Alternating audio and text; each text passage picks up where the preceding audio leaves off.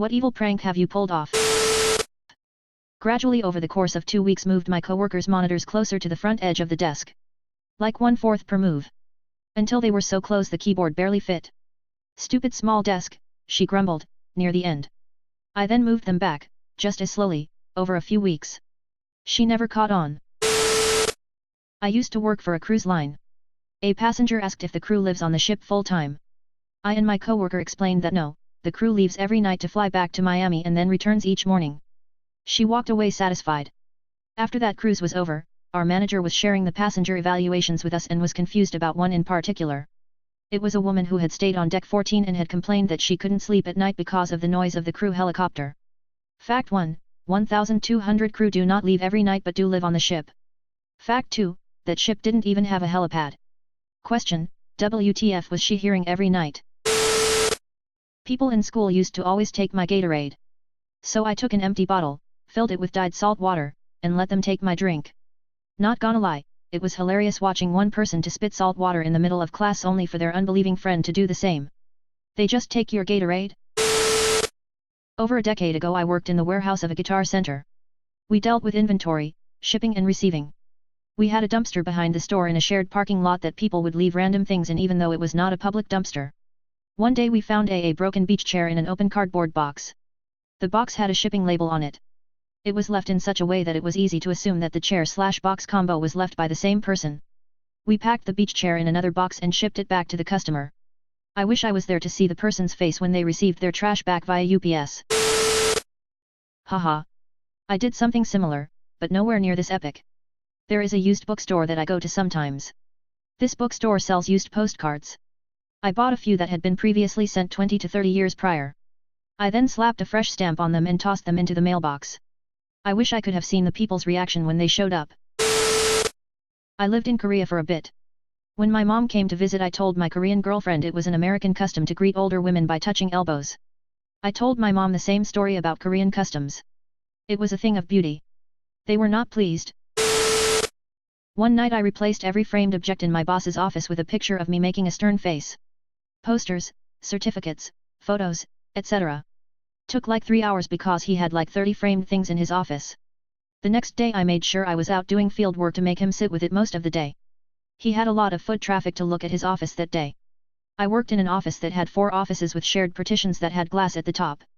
My neighbor wasn't the most observant person and kind of a dick, so I started printing random pictures like Nicolas Cage and setting them on my side of the office facing into his. He never noticed. It got to the point where everyone else in the office would check what photo I had set that week but he never caught on. Picked out every last marshmallow from my sister's box of Lucky Charms. Then took a photo of me eating a bowl of Just Charms, printed it, and put in the bottom of the bag. I then sealed the bag back up, hot glued the box and back in the pantry it went. This isn't a prank, this is the work of Satan. I remember it like it was yesterday. At summer camp my cabin's leaders found a little snake that wasn't doing so well so they decided to put it in an old terrarium in our cabin. A few of the guys were nervous about it. So the next day when the leaders decided the snake was well enough to release, I asked that they keep quiet about releasing it. When the other guys got back to the cabin and found no snake in the terrarium, chaos ensued. I thought my mom was cool with me having a pet snake. We went weeks without issue. So one night I'm letting it lay on my stomach while I watched TV and at some point he decided to drop down and check out underneath the couch. His name was Breakfast, kids are weird, and I say oh man. Breakfast is under the couch. My mom was sitting maybe 15 feet away in our little office space and she jumps up on the desk chair and starts screaming about the loose snake. Breakfast wasn't allowed out for TV time much after that. Haha, my mom had the same reaction to my noodle. I told her before I went on a week vacation that I was buying a snake when I came home. True to my word I showed up with a pet snake after the trip. My mom was okay with him as long as she doesn't have to go near him. She would stand on the opposite side of the room until she realized ball pythons are literally the most docile snakes ever. I have gotten her to try and feed him a few times, with my dad's help. Apparently she speaks to him saying here noodles. Want a yummy mouse? I have mouse for you, noodless. I have also gotten her to hold his tail, but if he looks back at her it bets are off and she's back across the room lol. I don't know why she said it was okay for me to get him, I have noodles in a hog nose now. She thinks the hoggy is cuter but hates her more because of the attitude. My mum's laptop wallpaper was a picture of her granddaughter.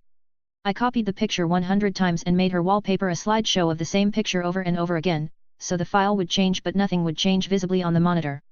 The pictures would change every 10 seconds. On one of the images I painted a tiny little curly mustache on her. So randomly for 10 seconds my niece would have a mustache. My mum thought she was either losing her mind or had a computer virus, and every time the mustache popped up, it was gone by the time she tried to show anyone. I did something similar to a college friend. I replaced a single system sound file, the click for the mouse, with a 5-minute version. It started off identical, followed by 4 minutes and 50 seconds of silence, but at the end, it had me screaming. Now if another system sound would play, it stopped playing the previous sound. So he would use his computer, and then when he would walk away, it might scream 5 minutes later. One year, my sister had to move back into my parents' house. I was like 15, she was a little older, mid-20s. April Fool's comes, and I know my sister woke up at like 6 a.m. So I took out the light in the kitchen, put Vaseline all on the refrigerator handle, and put a rubber band around the water gun on the sink. I waited for her to go in the kitchen. I was in my room pretending to be asleep, and all I heard was hit. Followed by a hit. Followed by her screaming my name and waking up my parents. My parents were not happy, floor was soaked with water, and it woke both of them up. I'd do it again though. Edit, water gun thing, there is a small little black sprayer to the right of the sink. You pull it out, it has a hose connected to it, and you can spray down dishes and such. Welded a coworker's boot to the floor. He had worn out the toe caps on his steel-toed boots. While he was making a weld kneeling inside a large piece of equipment, on steel, I put a small tack weld on his boot so he had trouble breaking it loose and getting up.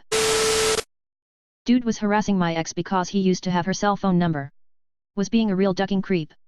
Anyways, I created an email address, signed up to Kijiji and placed an ad offering an 83D TV for free with some excuse about a bad breakup and not wanting her to get it. I asked people to only text or call. I then went to bed and forgot all about it until the next day at work I get a text from my ex asking if I had done something on Kijiji. The dude was begging her to take the ad down and apologizing. I checked the email and there were 5 pages of responses even though I had told them not to email but to call or text. Dude's phone must have been ringing constantly. I took the ad down and she never heard from him again. I've done something similar. My friend called a for rent sign on a lawn and got yelled at by the guy who answered because she called after hours. It was like 6:30 p.m. His online ads had strict instructions for when to call but his sign, obviously, said nothing. She was really rattled by it. She told me what happened the next day and I got really angry. I considered calling him and yelling at him but decided to hit him where it hurts.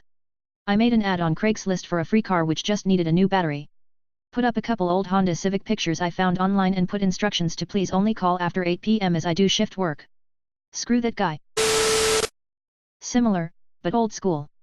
As in, late 1970s, so the statute of limitations is passed. Worked in the local library as a teen, and some guy did something that passed off my coworker and then, best friend. So we started harvesting blow-in postcards from the magazine section. Every magazine. And hand-wrote the jerk's name and address on hundreds, at least, of postcards. Free subscription? Sure. Collectible plates?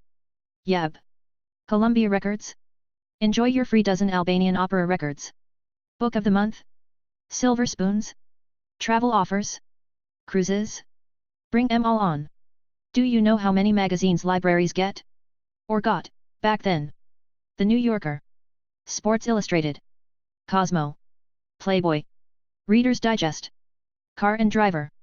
Road and Track. National Geographic. Photography. Model railroading. Science fiction. Every niche you can imagine. And we had 13 months or more of each. We'd grab a couple of cards or a dozen per shift, fill them out, and drop them in random mailboxes when we were out on our bikes. Took a couple months to kick in, and several more months for the tsunami to really hit. USPS stopped delivering to his house. Police were called, but the processing houses evidently didn't keep the postcards, and my prints weren't in the system yet anyway.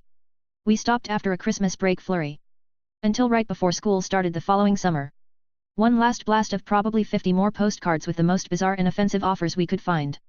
No one ever suspected us. One that was played on me. I took my SATs, college entrance exams, for those outside the US, on April 1st. Should have known, right? But apparently, I'm not that smart. That night I went out with a group of friends, and when I got home my mom met me with a serious look on her face. She told me that the testing committee had called, that there had been an error and all test papers from that day were lost. Everyone was being contacted to schedule a date to retake the exam. She totally sold it.